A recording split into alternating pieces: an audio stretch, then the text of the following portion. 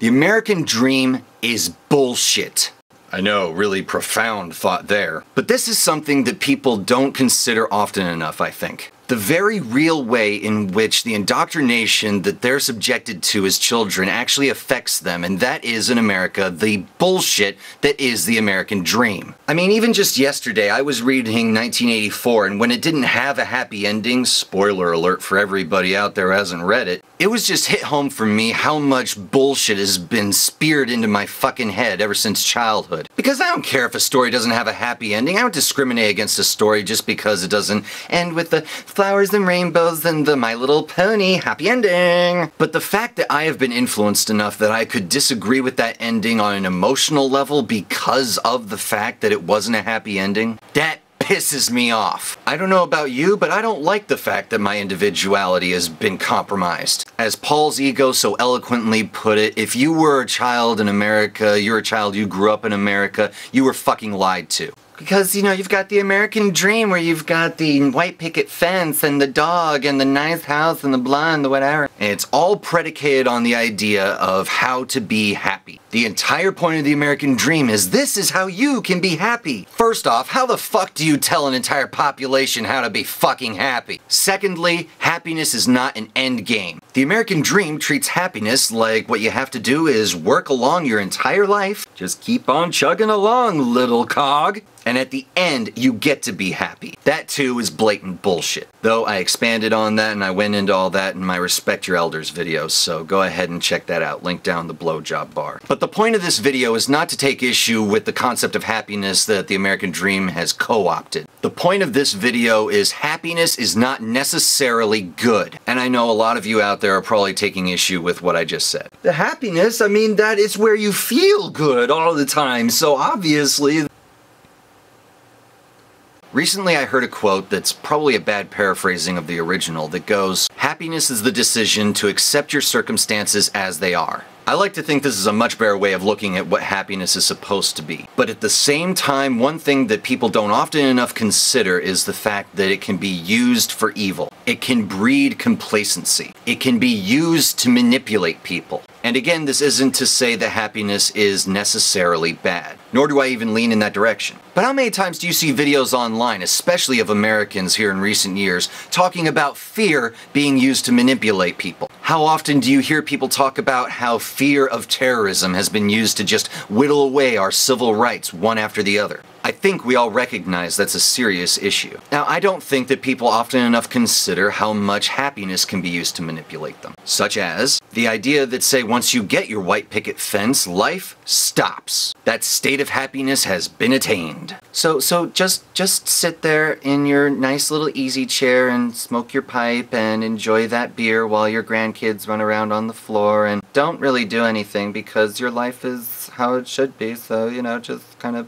whatever, go along with it, you know. I don't know about you, but I don't want to live that way. I don't want to go through life thinking that there's some predetermined set of circumstances in which I'm expected to be happy. I want to be happy. And at the same time that I'm happy, I still want to remain a critical person. And that's a very difficult thing. I think it's really difficult for people to look at happiness as being something that could potentially be bad because of our emotional state in relation to it. I mean, of course, when you're happy, you're more likely to be elated and things of that nature, so obviously we're predisposed to thinking that happiness is inherently good. And of course, that's a good thing in of itself in its own way, but again, the point is to not let it erode your ability to be critical. It's an issue of the cognitive dissonance between your emotions and your intellect. And again, I recognize the exception of people who have chemical imbalances in their own brains that make them clinically depressed. Obviously, I'm not talking about them when I say happiness is a choice. I suppose one very simple way that I can relate it to other people is the fact that if you look into studies that have been done about this, you actually find that people who have been paralyzed from the waist down will actually be just as happy as people who haven't after a time. Because anybody can be happy in just about any situation. Again, coming back to the idea of happiness being the degree to which you accept the circumstances in which you find yourself, you look at prisoners even in a concentration camp and the degree to which they accept their circumstances, that would be the degree to which they're happy. And the fact that you can find happiness even in the worst of situations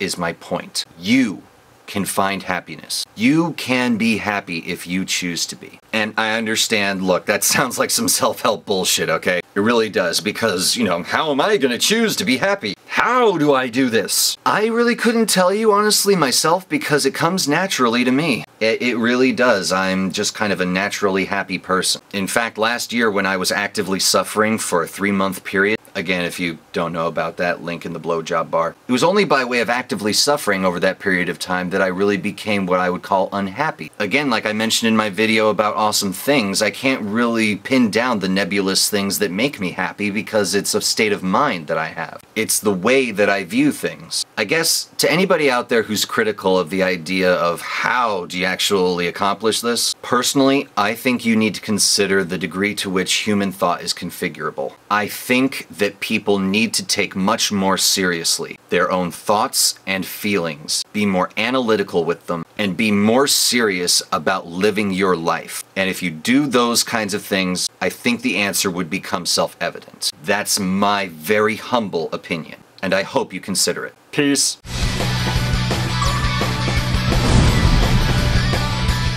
Because I don't care if it didn't have a happy ending. I don't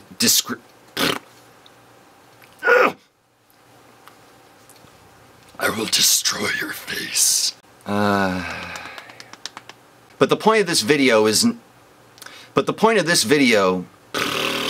Jesus fucking Christ. But the point of this video is not to take issue with the concept of happiness that the American dream has co-opted. Fuck, I said it. God, you know, fuck it. That's proper. That's right. So, that's what I'm trying to say. Whatever. Fuck me. Fuck it. I'll go with that one. Think that's good? I think that could be made into a good video, yes.